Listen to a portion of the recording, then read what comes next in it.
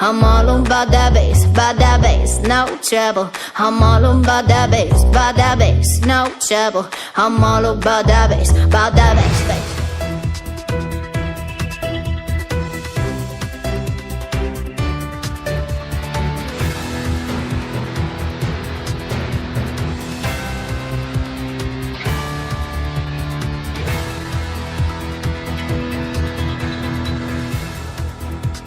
Bienvenue dans votre émission de décryptage de l'actualité, les décodeurs atlantiques. Que se passe-t-il ? 2015 s'apprête à être la pire année en termes de défaillance d'entreprises depuis 6 ans. Elles seront 15% de plus cette année par rapport à 2014. On parle de 5800 défaillances d'entreprises cette année. Que faire pour stopper les défaillances d'entreprises ? C'est le premier sujet des décodeurs atlantiques. Et nous sommes avec Amine Diouri aujourd'hui. Bonjour. Bonjour Landry. Responsable PME chez Inforisque. Ismail Septi, bonjour. Bonjour Landry. Entrepreneur digital expert. Deuxième sujet, messieurs, que vous décrypterez à partir de 9h45. C'est l'ascenseur social au Maroc. Est-ce que ça fonctionne ? 10,1% de chômage, ces derniers chiffres. 160 000 destructions d'emplois en 3 mois. Et Abdeslam Siddiqui, le ministre de l'Emploi, qui vient d'annoncer le lancement d'une formation pour plus de 25 000 diplômés chômeurs. Ça fait rire certains. Ces formations débuteront en janvier 2016. Ça fait rire certains. Pourquoi ? Parce que 250 000 jeunes quittent les bancs de l'école chaque année au Maroc. 55 77 par SMS. Sidira TTC pour réagir, poser vos questions. Ou bien la page Facebook, les décodeurs atlantiques. C'est parti. On parle de défaillance d'entreprise. On parle de PME ce matin. Elles sont importantes. Compose l'essentiel du capital économique du pays. Amine Diouri, c'est très inquiétant. 5800 défaillances d'entreprises. Vous le dites, chez Inforisque, Euler Hermès vient de sortir son étude. C'est grosso modo le même chiffre, 5800 également. Ça devient de plus en plus inquiétant pour le Maroc. Alors effectivement, nos chiffres sont très proches de ceux qui ont été publiés. Oui, c'est un peu inquiétant puisqu'on est toujours sur le même trend depuis presque 6 ans, c'est-à-dire une hausse moyenne de 15% par an.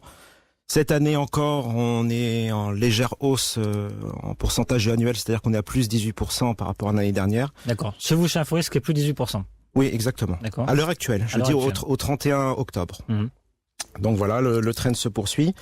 À titre informatif, je dirais qu'aujourd'hui, les activités les plus touchées, évidemment les plus classiques, c'est-à-dire la promotion immobilière, le BTP, le commerce de gros, le transport de marchandises. Voilà. Bon, rappelez les raisons peut-être de ces défaillances d'entreprise, mais on les connaît, c'est notamment le délai de paiement, entre autres.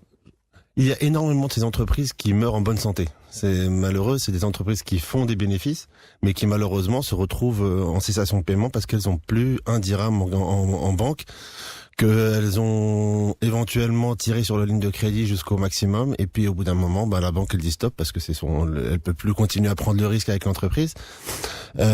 Certaines banques ne jouent pas le jeu non plus, mais bon, c'est pas le sujet du jour.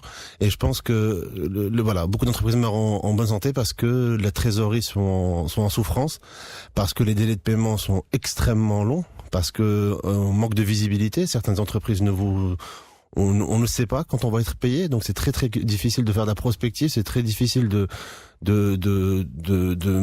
prévoir sa croissance quand vous ne savez pas de quoi va être fait votre carnet de commandes, vous le connaissez, mais par contre votre carnet de paiement, celui-là, c'est celui sur lequel il y a énormément d'inconnus, ce qui pose problème beaucoup à énormément d'entreprises aujourd'hui. Tiens, vous avez dit les banques, c'est pas le sujet. Les banques, c'est pas le sujet, Amine Diouri, sur cette question des défaillances d'entreprise ? C'est une partie du sujet, mais effectivement, je suis d'accord avec mon collègue. C'est pas le sujet principal ? C'est pas le sujet principal. Les délais de paiement sont le sujet principal.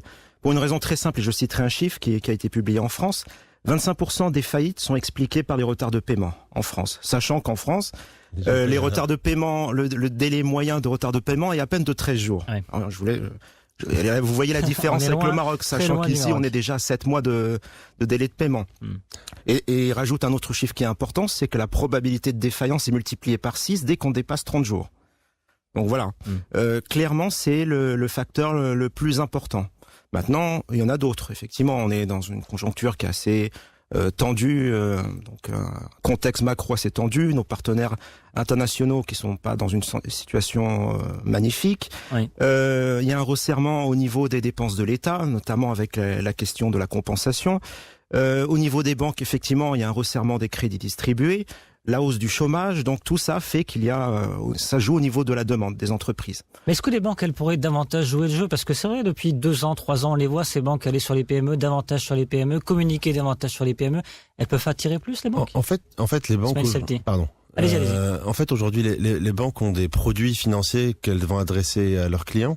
Une grosse partie du secteur économique marocain est un secteur tertiaire qui, lui, n'est pas aujourd'hui adressé, qui n'est pas bien adressé par les banques aujourd'hui, parce qu'il n'y a pas grosso modo de produits de crédit qui sont adressés au secteur tertiaire, puisque les banques financent des investissements de type industriel. Il y a besoin d'avoir quelque chose, un collatéral en face. Ils vont vous financer un terrain, ils vont financer une machine, mais vous financez des ressources humaines, financer du besoin de fonds de roulement.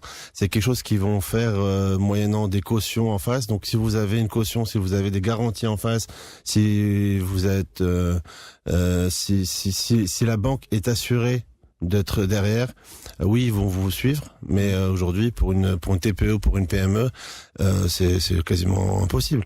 Nous, on est une entreprise qui avance 6 ans aujourd'hui, j'ai pas une seule ligne de crédit à la banque. Voilà, la seule ligne de crédit que j'ai eue sur la vie de mon entreprise, c'est le crédit de ma voiture. Faut assouplir les conditions de fonds de roulement à Minduri pour les banques. Oui, idéalement, ce serait bien d'assouplir les conditions d'octroi. Aujourd'hui, clairement, les entreprises en ont besoin. Il suffit de voir l'allongement des délais de paiement. Donc aujourd'hui, il faut financer l'augmentation du BFR. Et évidemment, la banque a ce rôle à jouer. Et malheureusement, elle le joue timidement. Je citerai les statistiques de Banque du Maroc qui montrent que l'évolution des encours de crédit évolue très faiblement. Banque Al-Maghrib pourrait intervenir sur cette question-là, ou ce n'est pas totalement son rôle, préfère rester en retrait sur cette question des fonds de roulement, d'octroi des fonds de roulement? C'est pas son rôle c'est le rôle des banques de participer au financement de l'économie. Banque du Maroc est là en tant que régulateur. C'est tout. Il fixe des règles précises. Avec des règles, justement, on imagine un coup de fil sur peut-être essayer de faciliter l'accès au crédit pour les entreprises. Alors, il pourrait le faire, mais alors dans ce cas, ce serait via la politique monétaire. Assouplir les taux d'intérêt aujourd'hui qui sont en vigueur et permettre ainsi aux banques de distribuer des taux moins chers aux entreprises.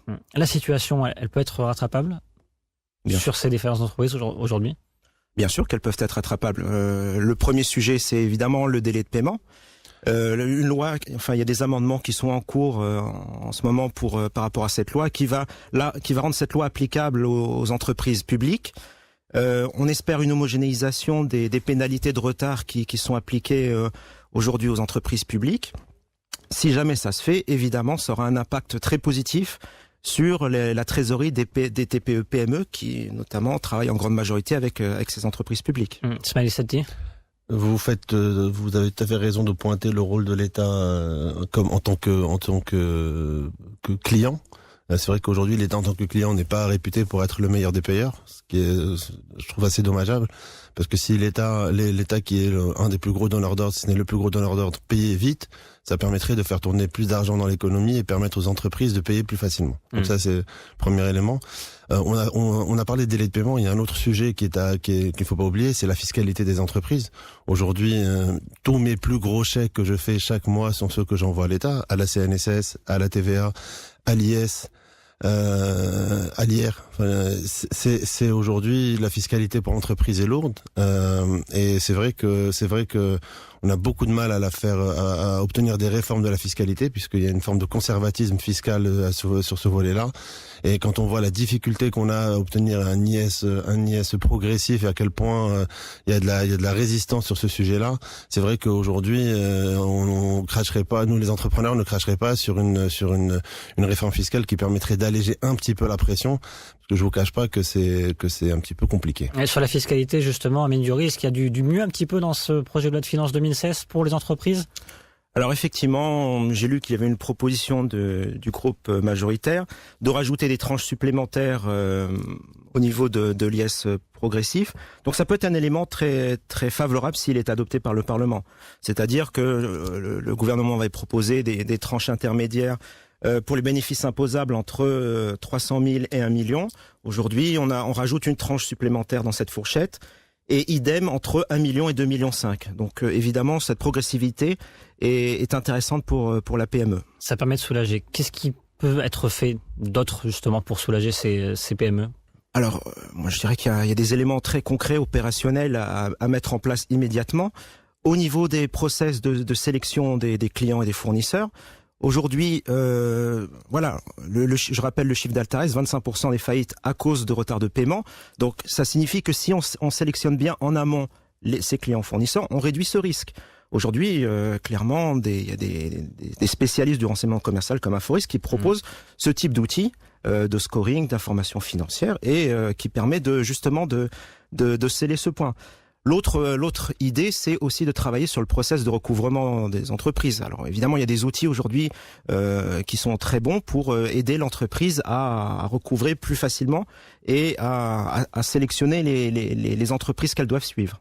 Vous nous disiez tout à l'heure, avant d'entrer en studio, Amine Duri, que le Maroc reste une exception dans ces défaillances d'entreprise parce que globalement dans le monde, ça va mieux. Il y a de moins en moins de défaillances d'entreprise. Au Maroc, au contraire, ça s'aggrave depuis 6 ans. On parle de la pire année pour cette année 2015. Ouais. Nous dresser peut-être un tableau global au niveau mondial. Ça va mieux depuis aussi 6 ans. Alors, par rapport à l'étude qui a été réalisée par l'RMS, alors clairement, on est dans un process qui est dans l'amélioration en termes de baisse des défaillances d'entreprises dans le monde, donc et notamment dans les entreprises en croissance. Le Maroc, paradoxalement, est dans une phase contraire, c'est-à-dire que nous sommes dans une phase où on voit une accélération du nombre de défaillances d'entreprises. Je citerai un chiffre sur lequel nous avons travaillé récemment. Nous avions mis en corrélation les taux de croissance du PIB avec le nombre de défaillances d'entreprises et on s'était rendu compte qu'il fallait atteindre un taux de croissance compris entre 5 et 5,5% pour commencer à voir un infléchissement des défaillances d'entreprises. Au Maroc. Au Maroc.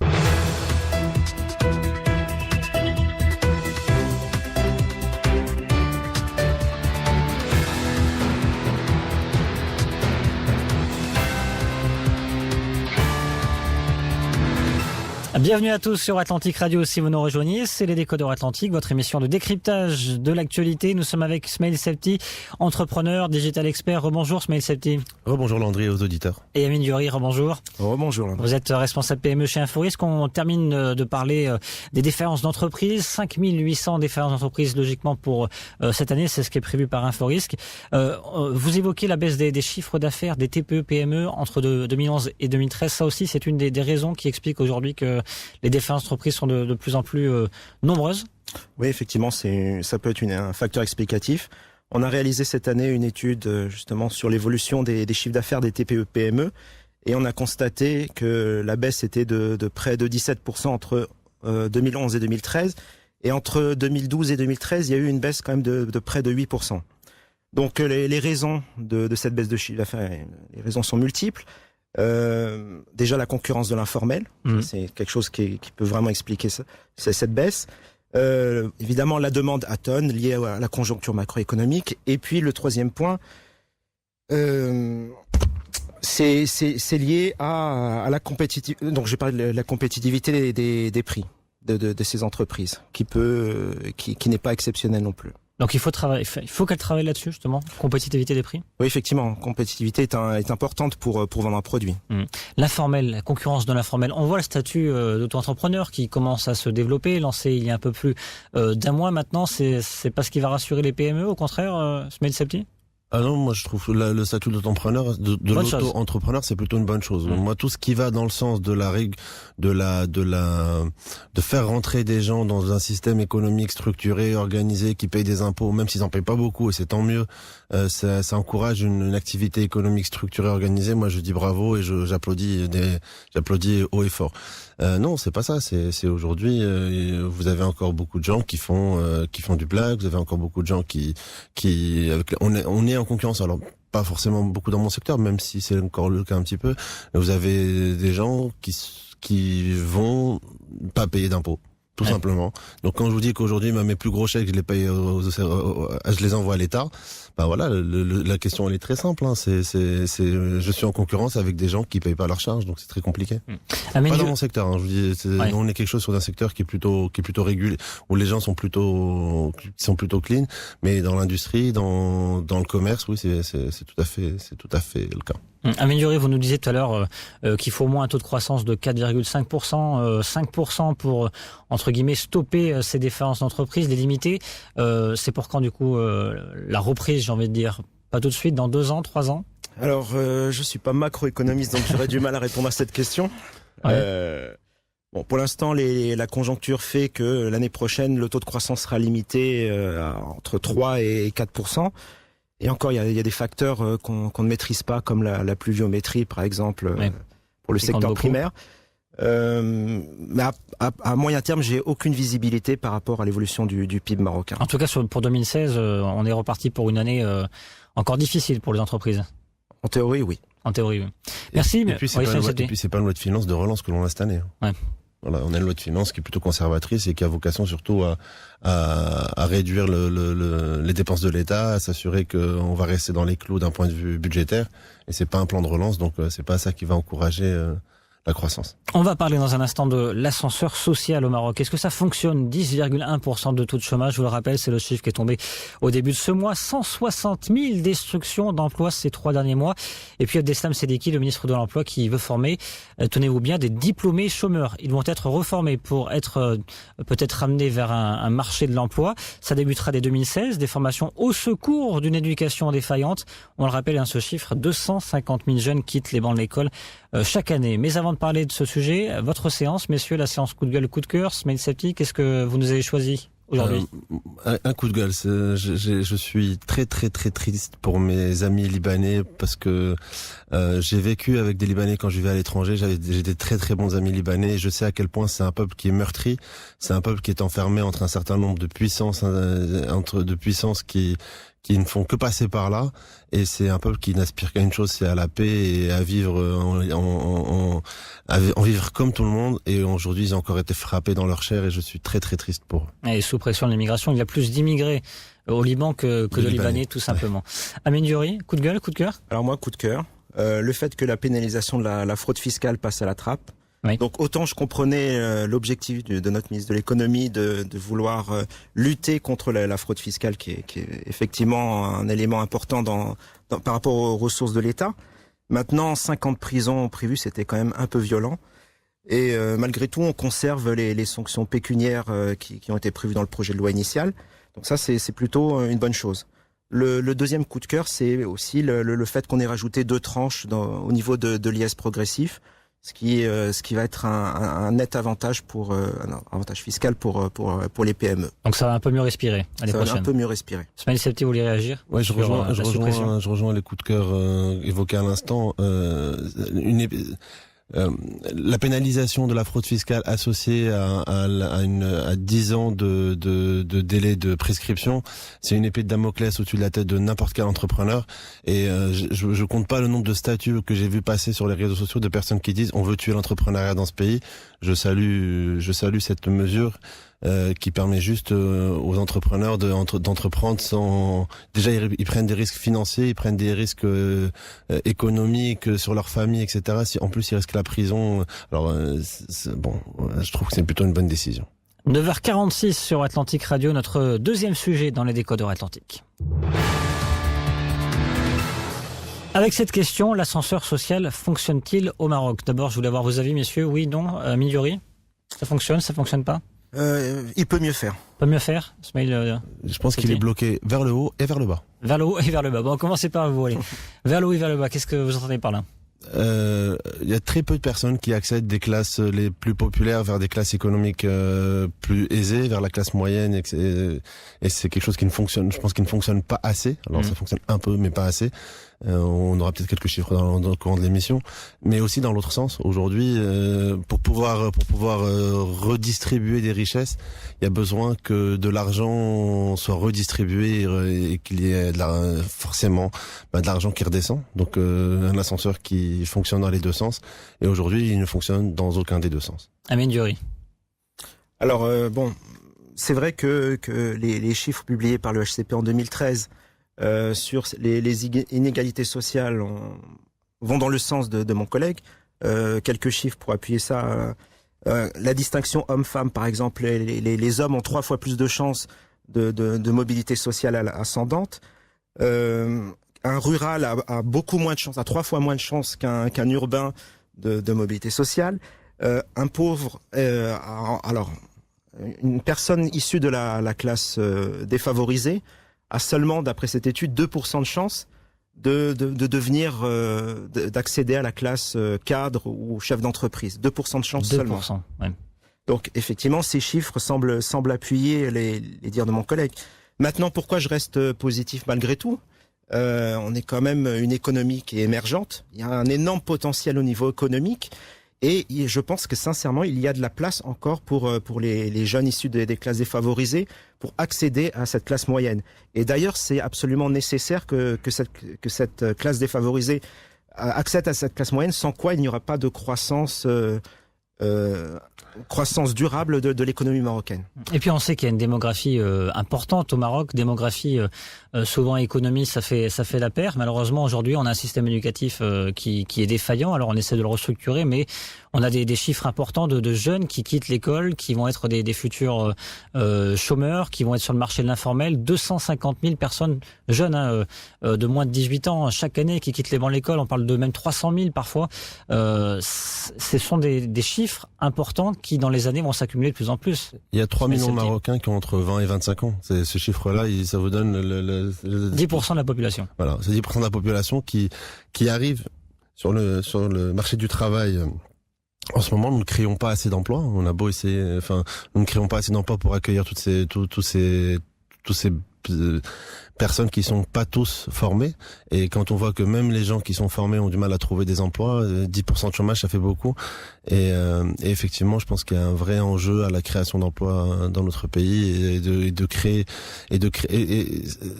un journal créé. On parlait de bombe sociale. Effectivement, c'est ce qu'on a devant nous aujourd'hui. C'est si on trouve pas d'emploi à ces personnes-là, on risque d'avoir des répétitions de ce qui se passe à Tanger en ce moment. Oui, certains parlent de bombes à retardement parfois pour le Maroc. On parle de 47% de jeunes aujourd'hui entre 15 et 24 ans, chiffre du HCP, en zone urbaine, qui sont au chômage, qui n'ont pas de travail, qui ont quitté les bancs de l'école. Abdeslam Siddiqui, le ministre de l'Emploi, a annoncé cette semaine le lancement d'une formation pour plus de 25 000 diplômés chômeurs. Ces formations qui vont débuter dès janvier 2016. Des formations au secours d'une éducation défaillante. C'est une solution justement pour essayer de faire fonctionner cet ascenseur social, Amine Diouri ? Oui, c'est une solution. Aujourd'hui, le Maroc a lancé beaucoup de programmes par rapport à des secteurs prioritaires. Il est important qu'on forme beaucoup de jeunes par rapport aux secteurs comme l'aéronautique, comme par rapport à l'automobile. On va accueillir bientôt Peugeot. On est en train de former à Kenitra, par exemple, des jeunes pour qu'ils soient, des personnes pour qu'elles soient prêtes à prendre le relais au sein de ces usines. Donc oui, ça peut être intéressant ce type de formation professionnelle, spécialisée et qui répondent à un besoin précis. Et on attend toujours ce projet de loi sur la formation professionnelle. Justement, en tout cas, il faut aller sur les métiers mondiaux. Il faut vraiment élargir au maximum la masse, j'ai envie de dire, et le potentiel économique de ces secteurs métiers mondiaux pour pouvoir faire fonctionner l'ascenseur social. C'est un des moyens de réussir. Et quand aujourd'hui on lance ce programme-là qui implique les entreprises, la CGM est partie prenante de ce programme, c'est un vrai plus et c'est quelque chose qui est nécessaire parce que ça va permettre de prendre des personnes qui sont immédiatement employables et immédiatement efficaces. Et ça, c'est un vrai besoin des entreprises d'avoir des gens qui sont immédiatement disponibles et opérationnels. L'éducation est un chantier on n'arrête pas de le dire prioritaire et malheureusement aujourd'hui, je vois bien qu'il y a des essais, mais bon, on commence une vraie réforme, mais on la commence à peine. Ouais, malheureusement, les réformes sont pas durables et ça prend du temps parce que on éduque une génération sur 25 ans, sur 10-15 ans, et quand aujourd'hui je vois que le chiffre que vous avez évoqué tout à l'heure, il y a un élément qui est un peu flippant, excusez-moi le terme, c'est quand vous dites les 15-24 ans. Je comprends pas pourquoi on commence à 15 ans et pas à 18 ans. Ça, c'est la fameuse question qu'on pose à chaque fois au HCP. Mais effectivement, pourquoi commencer à 15 ans? À 15 ans, les gens devraient être encore au lycée. Bien sûr. Voilà, c'est juste aussi simple que ça. Les gens devraient être à 15 justement, ans au lycée. C'est en lien avec ce chiffre, 250 000 jeunes qui, à partir de 15 ans, quittent les bancs de l'école. À 15 ans, ils devraient être au lycée, dans une formation professionnelle, s'ils ne sont pas en mesure d'aller suivre une formation une formation généraliste. Voilà, c'est aujourd'hui on a besoin de gens qui ont des formations professionnelles. On parlait de l'aéronautique, à l'automobile, il y a énormément de besoins de formation professionnelle pour pouvoir l'hôtellerie. Enfin, c'est considérable le nombre de besoins de personnes formées. Le tourisme également, avec des centres d'excellence qui vont voir le jour dès l'année prochaine. La formation, il faut mettre le paquet dessus. Le problème, c'est qu'on n'a pas beaucoup de visibilité. C'est vrai que le FPPT commence un petit peu à améliorer son job, à s'étendre davantage, mais ça reste encore timide à Mindiouri. Qu'est-ce qu'il faut faire? Il faut travailler justement, comme dit Smaïl Septi, sur le fait de maintenir ces jeunes dans le cadre scolaire. C'est absolument prioritaire. Et j'insisterai effectivement, l'école, c'est le cœur même de l'ascension sociale. C'est-à-dire qu'aujourd'hui, on constate qu'il y a une école à deux vitesses. Il y a l'école des riches, c'est-à-dire l'école payante, et puis il y a l'école publique, l'école des pauvres, qui n'est pas au niveau de ce qu'on attend d'une école publique. Ça, évidemment, c'est un problème important, parce que c'est clairement, et je citerai Bourdieu, l'école aujourd'hui, c'est un lieu de reproduction des élites. Voilà, tout est dit. L'ascenseur social est complètement bloqué à ce niveau-là. Et on rappelle, 47% de professeurs absents chaque jour au collège, au lycée, au Maroc. C'est vrai que l'école, c'est une des priorités. Il faut inculquer aussi beaucoup de notions, peut-être d'entrepreneuriat dans les écoles aujourd'hui, Smaïl Septi, mais est-ce que ça reste possible? Oui, c'est possible. Il y a des organisations qui essayent de faire ça, notamment Injaz Marley par exemple, qui essaye de faire ça pour aller parler d'entrepreneuriat dans les écoles, donner la fibre entrepreneuriale aux lycéens, aux étudiants. C'est bien, c'est très bien, parce que c'est l'entreprise qui crée l'emploi, et donc je pense que c'est une bonne chose. Je pense aussi que la formation professionnelle, l'AFPT, est quelque chose qui marche plutôt pas mal. C'est que les gens qui sortent de là sont employables, ils trouvent des boulots, et c'est des gens qui sont plutôt bien formés en général. Je pense qu'il faut. Je vous parlais tout à l'heure de toutes les taxes que l'on paye. On en paye une qui est la taxe pour la formation professionnelle. J'ai l'impression que c'est une de celles qui est les mieux utilisées dans notre pays. Et je pense que si on peut continuer à renforcer ce volet-là, c'est un plus, mais former des gens qui sont employables pour des besoins qui sont nécessaires. Tout à l'heure, on parlait du tourisme tout à l'heure. C'est aujourd'hui, quand on va manger dans un restaurant, on est mal servi, quel que soit le restaurant, quasiment. C'est pas normal. Dans un pays de touristiers comme le nôtre, on devrait avoir des gens qui sont formés au métier de la restauration, et quand vous êtes bien servi, vous payez des bons pourboires, et c'est des gens qui gagnent bien leur vie. Enfin, bien leur vie, toute chose étant égale par ailleurs, évidemment. Mais effectivement, je pense que c'est une nécessité de former les gens. Et puis un autre point qu'on n'a pas abordé, c'est effectivement quand on prend l'ascenseur, c'est souvent pour aller en haut, parce qu'on a envie d'aller en haut. Aujourd'hui, est-ce que vraiment les jeunes ont envie d'aller en haut quand ils voient que l'État ne leur donne pas forcément l'exemple, avec 47 professeurs absents quotidiennement, quand on voit peut-être pas souvent assez de réussite, qu'on parle pas assez de réussite? Il faut parler davantage de réussite, de modèles de réussite aujourd'hui dans notre pays, à Mindiouri? Oui, c'est important. C'est important de mettre en avant des modèles de réussite économique. De montrer aux jeunes qui nous écoutent qu'il y a des gens qui ont réussi, qui sont partis de rien, et qui, à la force de leur poignet, de leurs compétences, ont réussi à se hisser au sommet. C'est important de montrer ce type de modèle. Faut aller en haut, très haut, mais est-ce que toutes les conditions sont réunies? Parce que vous disiez tout à l'heure, 2% des jeunes, fils d'ouvriers, des fils d'ouvriers de classes défavorisées qui arrivent au statut de cadre. Voilà, 2% des fils d'ouvriers ont une chance de devenir cadre ou chef d'entreprise. Smaïl Septi. Pour aider, aujourd'hui, il y a des plafonds de verre. Les gens qui essayent de prendre l'ascenseur social ont des plafonds de verre qui les empêchent de monter, et je pense que les programmes de mentoring peuvent aider des gens à casser ces plafonds et les aider à passer des étages qui sont bloquants. Je voudrais juste mettre aussi en perspective quelque chose. Aujourd'hui, il n'y a pas de fiscalité sur l'héritage, et aujourd'hui, c'est un des meilleurs moyens de redistribution. C'est quelque chose qui n'existe pas dans notre pays, et il faut se demander s'il n'y a pas aujourd'hui une possibilité de redistribuer les richesses comme ça. Oui, voilà, c'est ça aussi. Pour aller en haut, c'est parce qu'on en a envie, donc il faut retravailler aussi sur le modèle de développement des richesses, redistribution des richesses, une véritable justice économique aussi. C'est des éléments qui permettent de vouloir aller en haut et de contribuer à la hauteur de son pays. Bien sûr, et tout le monde a envie d'aller en haut. C'est seulement, est-ce qu'on a les moyens d'y arriver? Est-ce que on a les éléments pour y arriver? L'école est un élément pour permettre aux jeunes d'avancer, de réaliser leurs rêves. Aujourd'hui, c'est pas le cas aujourd'hui. Non. Je suis d'accord. Amine Diori, responsable PME chez Inforisk, mais ce petit entrepreneur digital expert. Merci beaucoup, messieurs. Merci à vous. À très bientôt dans un prochain numéro des Décodeurs Atlantiques. Vous restez avec nous dans un instant. Votre émission citoyenne, les experts atlantiques. Vous connaissez le numéro de téléphone, c'est le 05 22 95 36 70, 05 22 95 36 70. Tout de suite, le point info en langue arabe avec Morad Baba. Je vous retrouve lundi pour un prochain numéro des Décodeurs Atlantiques. Excellente matinée.